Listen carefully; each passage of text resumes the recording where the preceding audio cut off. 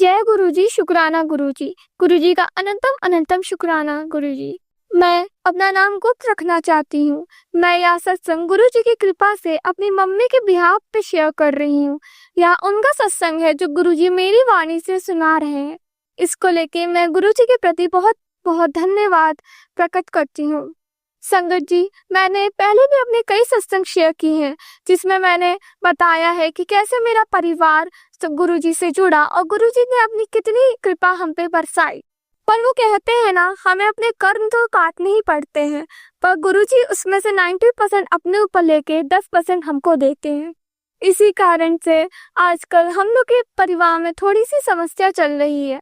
ये हमारे कर्म ही है जो हमें भुगतने पड़ रहे हैं, पर गुरुजी हमारे साथ है, हमारा हाथ थामे हैं, जिसकी वजह से हम सारी कठिनाइयों से आसानी से निकल रहे हैं।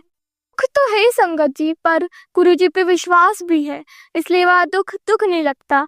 जब गुरुजी हमारा हाथ थामे हैं तो हमें किस बात का डर होना चाहिए। आजकल मेरी मम्मी की भी तबीयत कुछ ठीक सी नहीं चल रही है। हम लोगों ने गुरुजी से अरदास लगाई है अपनी सारी कठिनाइयों को लेके। गुरुजी जो करेंगे हमारी भलाई के लिए करेंगे। पर हाँ, मैं ये कह सकती हूँ कि अब पहले से सिचुएशन अब पहले से ठीक है। मैंने पहले भी अपने सत्संग में बताया है कि हमारे घर में प्रॉपर्टी को लेके कुछ मतभेद चल रहा है। गुरुजी ने उसका भी हल निकाल रहे हैं, पर अभी पूरी तरीके से नहीं निकाला।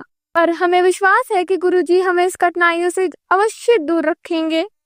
मेरी मौसी भी गुरुजी से जुड़ी हैं, वो तो पूर्ण तरीके से गुरुजी को समर्पित कर चुकी है अपने आप को।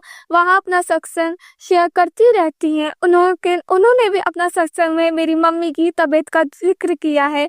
जैसे उनको अभी पैर में और कान में थोड़ी कठिनाइयां चल रही हैं, उनको कुछ दिनों से सुनाई नहीं दे रहा ठीक से, पर गुरुजी वो कहते हैं ना, गुरुजी की कृपा से जो हो जाए वही बहुत है।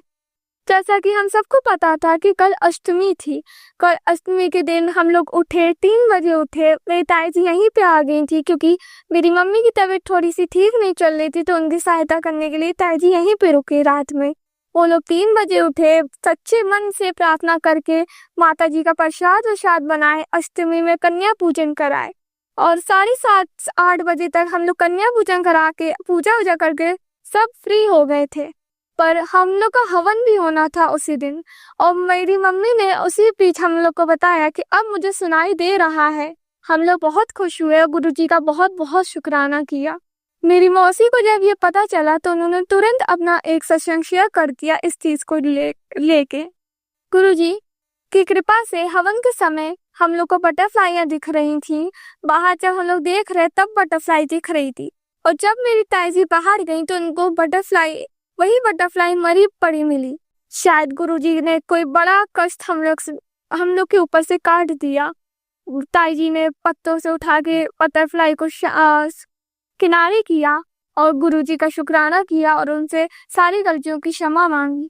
गुरुजी की कृपा से मेरी मौसी की बेटी यानी मेरी दीदी का देहरादून में एक अच्छे कॉलेज में एडमिशन हुआ। अब वे वहाँ अच्छे से अपना पढ़ाई कर रही हैं और गुरुजी की कृपा रही तो आगे अच्छी सी जॉब भी करेंगी और सब करेंगी। इसके लिए भी गुरुजी को अनंतम अनंतम शुक्राना गुरुजी। पर वो कहते हैं ना, कई संगत खुश नहीं होती कि गुरुजी ने मुझे ये नहीं दिया, मेरे मन का ये नहीं किया। अरे, पर जब गुरुजी जो करते हैं वो हमारी भलाई के लिए करते हैं। अगर आपको वो चीज नहीं मिली तो इसका मतलब है वो चीज आपके लिए अच्छी नहीं होगी, या वो कुछ दिन के लिए टिकेगी, कुछ महीने के लिए टिकेगी।